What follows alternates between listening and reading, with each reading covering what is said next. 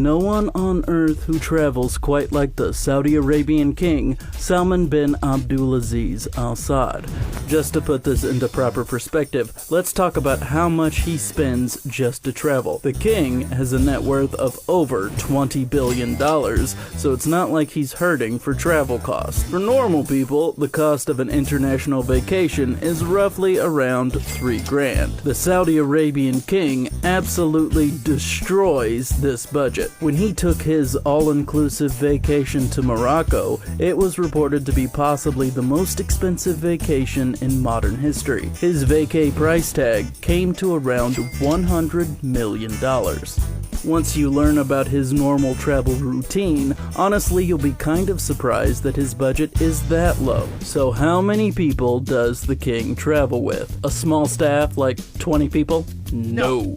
Try 1,500 people. This group includes 10 ministers, 800 delegates, and 25 princes. The group is so extensive that they all have to travel in waves instead of all at once. For instance, when the entire party made its way to Indonesia, it took them weeks to all get there. 3 whole weeks. That was across 36 different flights. A normal person is allowed around 50 pounds per checked bag. The king travels with over 500 tons every flight. That kind of number is hard to even visualize. Let me make it easier for you. A Sherman tank, for instance, weighs around 33 tons. That means that the king travels with the equivalent of 15 Sherman tanks worth of luggage. You know, give or take a tank.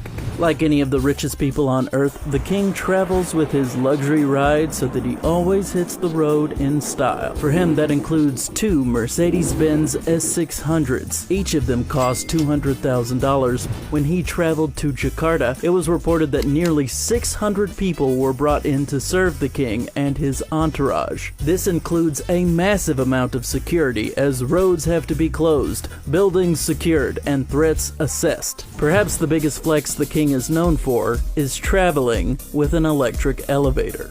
Yes, you heard that right. An elevator. For example, one time he literally closed down a French beach so that he could have a team of workers assemble his enormous private elevator. This allowed him to easily travel to and from the beach without having to take a single stair. After hearing about his elevator, it should come as no surprise that the king refuses to take those long staircases down from his plane. In fact, his escalator is even more ostentatious. That's because it's literally gold. Of course, even the king isn't immune to travel disasters. The escalator was broken down and the king actually had to do what seems to be his least favorite thing in the world.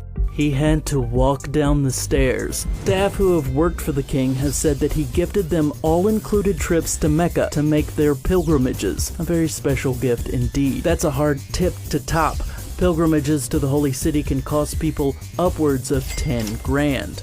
We already know about his entourage, his staff, and his rides waiting for him when he gets to the end of his journey, but that's nothing compared to having his luxury yacht make an entire journey just to meet him when he lands. That's right, his yacht Al Salama is a 457-foot, $280 million masterpiece. It's not cheap to run either. Annually, it's been reported that $28 million is spent keeping it up.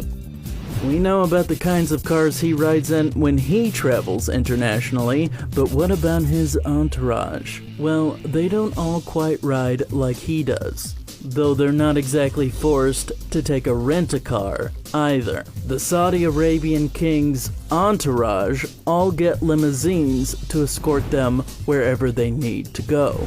That ends up becoming a massive number of luxury cars flown in. On his trip to Tokyo, 500 limos were brought. How do they get all of these cars where they need to go? Well, evidently there are separate planes just for all of the vehicles as well. The limos reportedly fly in on military cargo planes. Then they fly back and pick the vehicles up to go back home. I bet these cars fly better than any other cars in the entire world. Maybe they have their own golden escalators. At this point, I really wouldn't be surprised.